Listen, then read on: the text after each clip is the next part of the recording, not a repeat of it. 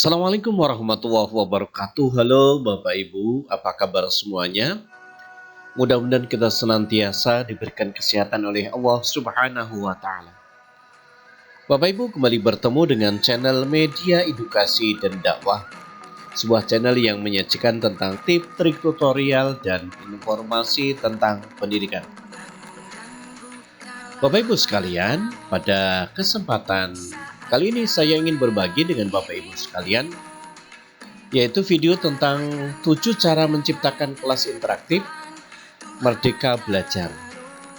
Silakan simak dan tonton video ini, dan jika video ini bermanfaat untuk Bapak Ibu sekalian, mohon dukungannya dengan cara menekan tombol subscribe, like, share, dan komen. Tak lupa juga menyampaikan ribuan terima kasih kepada subscriber dan Bapak Ibu sekalian yang senantiasa menonton video-video di channel kami, yaitu di channel Media Edukasi dan Dakwah. Mudah-mudahan video yang saya sajikan senantiasa memberikan edukasi dan memberikan informasi kepada Bapak Ibu sekalian, dan mudah-mudahan senantiasa bermanfaat. Baik Bapak Ibu sekalian, langsung menuju pada video berikutnya.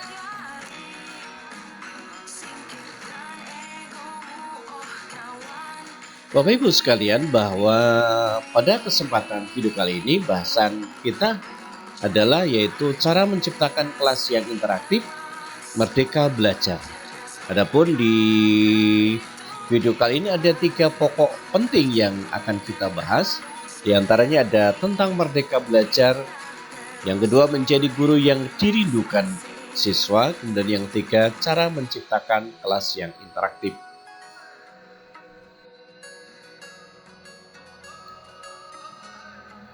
Baik Bapak Ibu sekalian, kita mulai dari topik yang pertama, yaitu tentang Merdeka Belajar. Apa itu tentang Merdeka Belajar?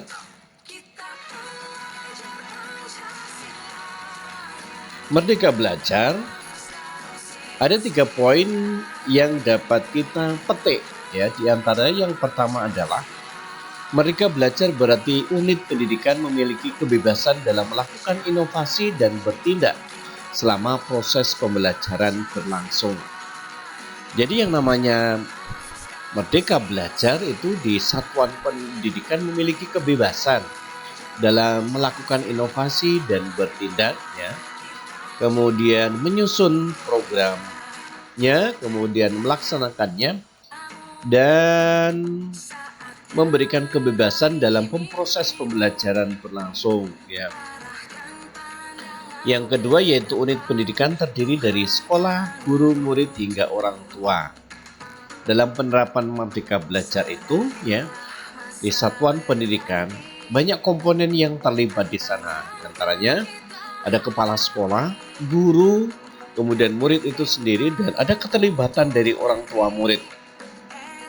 Karena yang tahu kebiasaan dan karakter anak-anak itu adalah orang tua, yang dari kecil dia mengasuh anaknya sehingga paham betul dengan karakteristik anaknya masing-masing.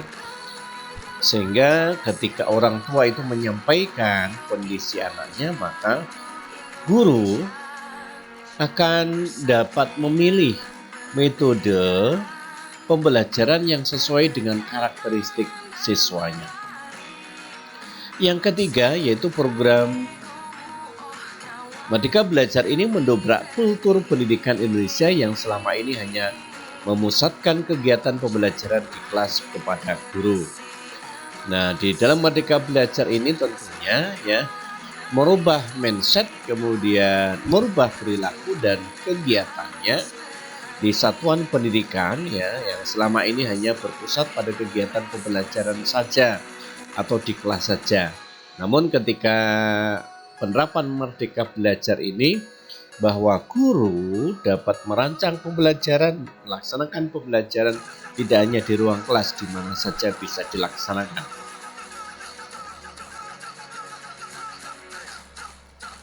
Bapak Ibu sekalian, selanjutnya apa peran guru dalam Merdeka Belajar? Apa arti guru Merdeka Belajar? Guru merdeka adalah guru yang memiliki kebebasan untuk belajar, bekerja, berjuang, bersinergi dan berbagi serta dapat membangun dirinya dan muridnya secara konkret dan inovatif untuk kemajuan bangsa dan negaranya.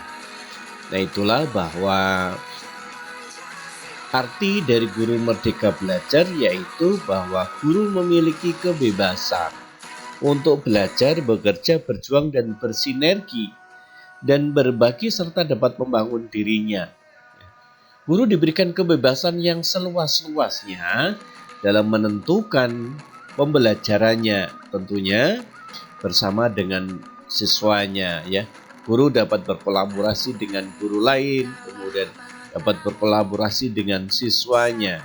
Guru juga diberikan kebebasan dalam memilih metode pembelajarannya ya. Itu dalam arti guru merdeka belajar. Bapak Ibu guru sekalian, bahwa peran guru ya di era merdeka belajar saat ini, guru dituntut untuk memiliki kompetensi profesional, pedagogik, sosial, dan kepribadian ya. Tentunya Bapak Ibu sudah paham semua tentang kompetensi yang harus dimiliki Bapak Ibu sekalian, yaitu kompetensi profesional. Kita benar-benar dituntut untuk bekerja secara profesional. Kemudian kompetensi pedagogik, kemudian kompetensi sosial dan kepribadian ya. Yang keduanya, seorang guru dapat mempengaruhi bentuk kompetensi dan karakter siswanya di masa yang akan datang ya. Bapak Ibu, kita sebagai seorang guru dapat mempengaruhi karakter siswanya dalam pembentukan karakter itu untuk masa depan anak ya. Jadi guru betul-betul mempunyai peran yang sangat penting dalam menentukan masa depan anak atau murid. Peran guru yang ketiga adalah profesi guru berada di garda depan dalam menelurkan generasi terbaik di masa depan ya. Bahwa guru ini adalah menjadi sebuah garda terdepan dalam menentukan atau melahirkan generasi-generasi terbaik untuk masa depan bangsa Indonesia ini ya. Tanpa peran guru maka kita tidak akan tahu bagaimana bangsa ini memiliki generasi yang intelektual, generasi yang santun ya. Itu mungkin tidak akan pernah ada. Tapi berkat ada guru, profesi seorang guru, maka melahirkan generasi-generasi muda yang intelektual, kemudian yang santun dan lain sebagainya.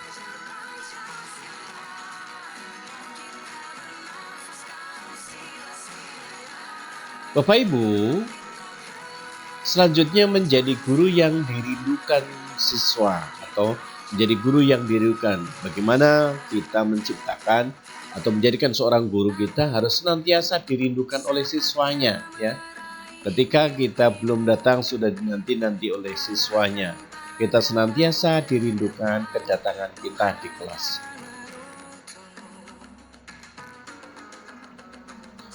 Menjadi guru yang dirindukan itu ada 5 poin yang kita singkat dengan AMPUH ya. AMPUH. Baik Bapak Ibu sekalian, kita akan coba kupas satu-satu AMPUH. Yang pertama adalah A. A itu asertif. Apa itu asertif? Yaitu tindakan tegas kepada siswa ya. Bahwa kita di dalam pembelajaran itu juga perlu tindakan yang tegas. Dalam arti tegas bukan kekerasan atau bukan sesuatu tindakan yang keras yang dapat merugikan siswa, tidak. Namun bagaimana caranya kita dapat melakukan tindakan tegas atau kita bisa membuat ketegasan tetapi tidak berbentuk kekerasan kepada siswa. Yaitu yang pertama adalah asertif. AMPUH, kemudian A, kemudian M. M itu adalah menghargai. Bapak Ibu sekalian, bagaimana siswa akan bisa menghargai gurunya ketika gurunya sendiri tidak menghargai kepada muridnya. Jadi di sini peran yang sangat penting adalah guru ya, yang harus senantiasa menghargai siswanya. Nah, Ketika guru sudah menghargai siswa, mau tidak mau pasti siswa akan menghargai gurunya. Kemudian P, yaitu pandai membina hubungan baik. Bapak Ibu sekalian, kita sebagai seorang guru jangan merasa congkak atau angkuh, atau merasa saya yang paling pintar sendiri, jangan. Tapi bagaimana kita dapat membina hubungan baik dengan peserta didik atau dengan siswa. Hubungan baik ini dalam batasan-batasan tertentu, bukan berarti kedekatan-kedekatan yang melanggar aturan atau norma. Tetapi kita memberikan hubungan baik kepada siswa dalam konteks pembelajaran atau konteks di dalam sekolah. Ya. Selanjutnya yang U, apa itu usaha yang optimal, Bapak Ibu sekalian, bahwa pembelajaran yang disusun dilaksanakan di kelas itu hendaknya Bapak Ibu benar-benar diusahakan secara optimal. Bapak Ibu harus benar-benar menyajikannya dengan baik, ya, mempersiapkan diri mulai dari rencana pelaksanaan pembelajarannya, modul ajarnya, kemudian asesmennya, kemudian media-media pembelajarannya yang digunakan, ruang kelasnya, ya, mentalnya, semuanya harus betul-betul Bapak Ibu usahakan atau persiapkan dengan matang dan dengan baik. Insya Allah apabila dalam pembelajaran itu senantiasa dipersiapkan dengan matang, maka hasilnya pun akan optimal. Ampuh yang terakhir adalah H, yaitu hindari ancaman dan kekerasan. Bapak Ibu sekalian, tentunya banyak di antara guru-guru kita saat ini yang terkena dampaknya akibat melakukan kekerasan terhadap peserta didik atau terhadap siswa. Oleh sebab itu, Bapak Ibu, hindari ancaman dan kekerasan, jangan sampai melakukan tindakan kekerasan. Sekarang sedikit-sedikit lagi HAM-nya main, jadi sebentar saja kita melakukan kesalahan, maka langsung dilaporkan ke pihak kepolisian. Nah, inilah yang tentunya harus menjadi pemikiran Bapak Ibu sekalian, bahwa di dalam menjadi guru yang dirindukan siswa, hendaknya kita harus menghindari ancaman dan kekerasan sehingga kita benar-benar menjadi guru yang akrab dengan siswanya, baik di sekolah maupun di luar sekolah. Pernahkah Bapak Ibu memergoki murid Anda sedang berbuat baik? Tentunya Bapak Ibu sering melihat ketika anak berbuat baik. Apa yang mesti kita lakukan adalah kita harus memberikan apresiasi atau memberikan pujian kepada anak tersebut. Kenapa sih harus memberikan pujian? Harus memberikan apresiasi? Ada manfaatnya dalam memberikan pujian kepada siswanya. Di antaranya yang pertama adalah untuk menunjukkan penghargaan atas upaya mereka. Jadi ketika anak tersebut berbuat baik, namanya membuang sampah, memungut sampah dan membuangnya ke tempat sampah, ya, itu maka sebagai seorang guru kita harus memberikan apresiasi, memberikan pujian kepada siswa. Manfaat memberikan pujian apa? Yang pertama, menunjukkan penghargaan atas upaya mereka. Yang kedua, untuk memastikan bahwa upaya yang baik ini terus berulang. Diharapkan ketika kita memberikan pujian, maka harapannya mereka akan terus mengulangi setiap ada sesuatu, sampah yang tercecer, maka dia akan mengambilnya, dan sebagainya. Yang ketiga yaitu membangun hubungan yang lebih dekat dan komunikatif yang lebih positif. Jadi kita harus senantiasa membangun hubungan yang komunikatif dan positif kepada peserta didiknya. Jangan sekali-kali kita ngomel kepada anak-anak kita. Yang terakhir adalah untuk memberikan contoh pada yang lain agar mengikuti perilaku yang baik. Jadi ketika kita memberikan apresiasi atau penghargaan atau hadiah, maka diharapkan yang lain atau teman yang lain itu mengikuti jejak kita. Nah, itu harapannya.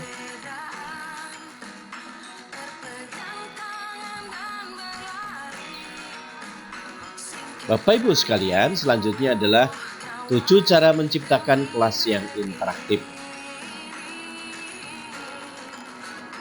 Bagaimana caranya? 7 kelas yang interaktif itu, satu adalah kuasai materi pelajaran.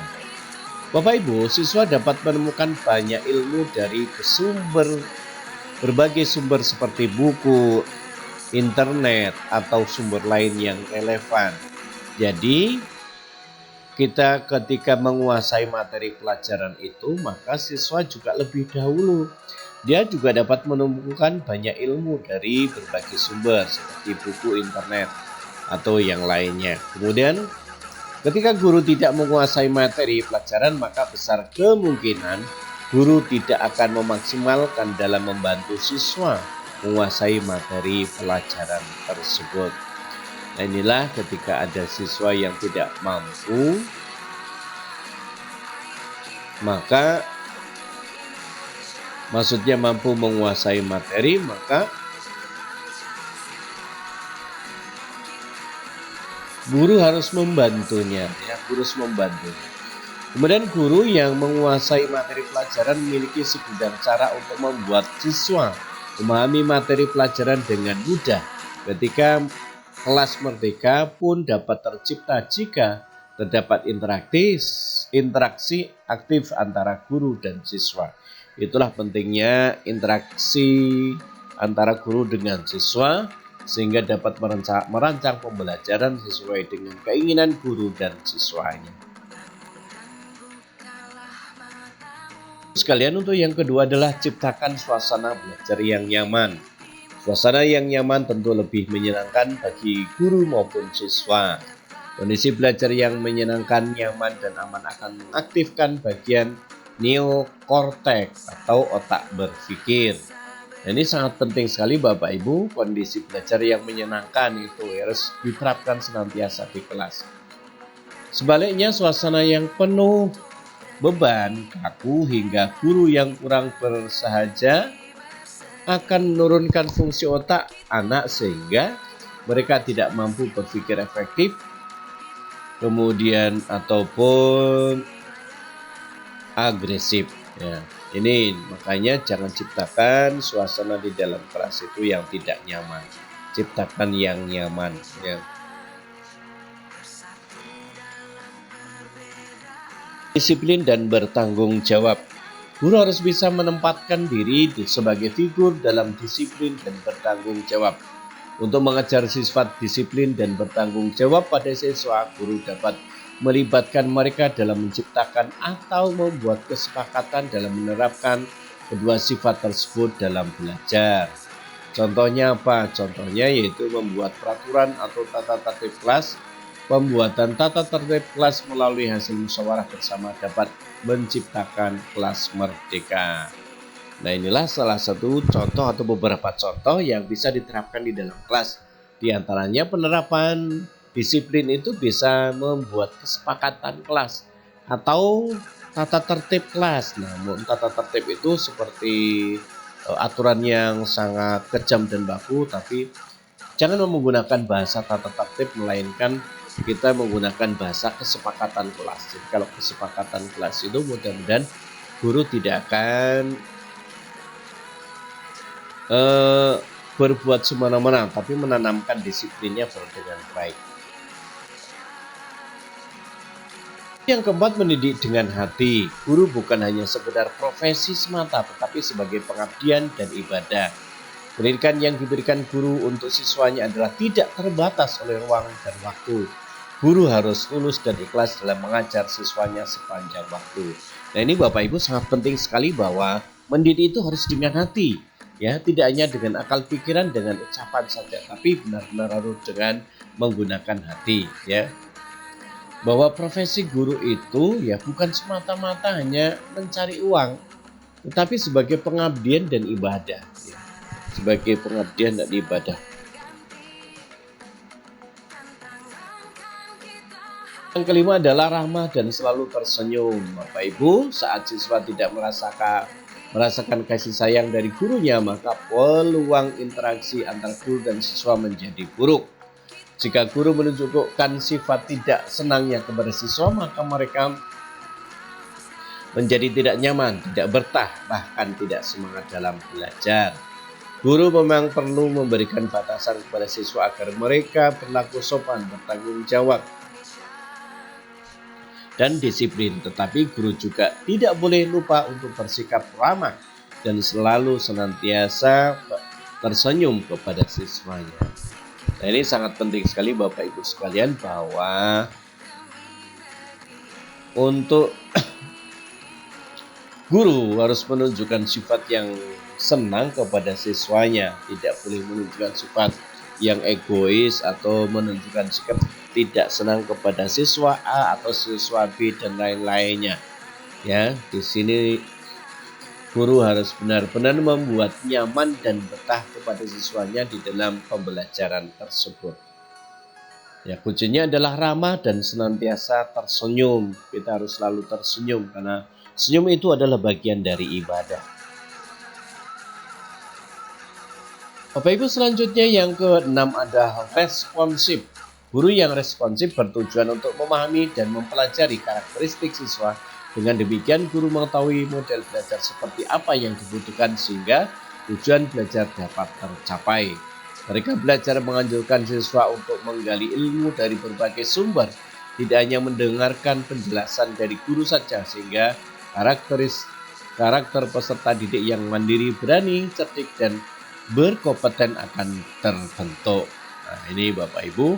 Jadi kita sebagai seorang guru itu harus benar-benar responsif, ya. Harus betul-betul mempunyai tindakan yang cekatan, ya, untuk mengetahui, ya, model pembelajaran seperti apa yang dibutuhkan oleh siswanya ketika kita merasa responsif.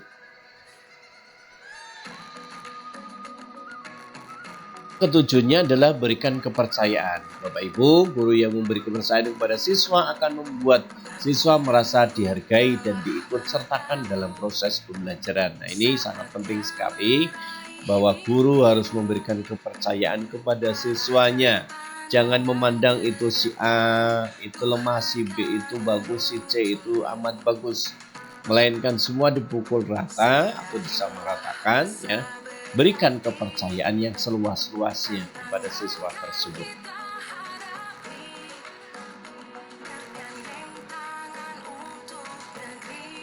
Nah, Bapak Ibu sekalian, demikianlah video yang dapat saya persembahkan kepada Bapak Ibu sekalian, ya.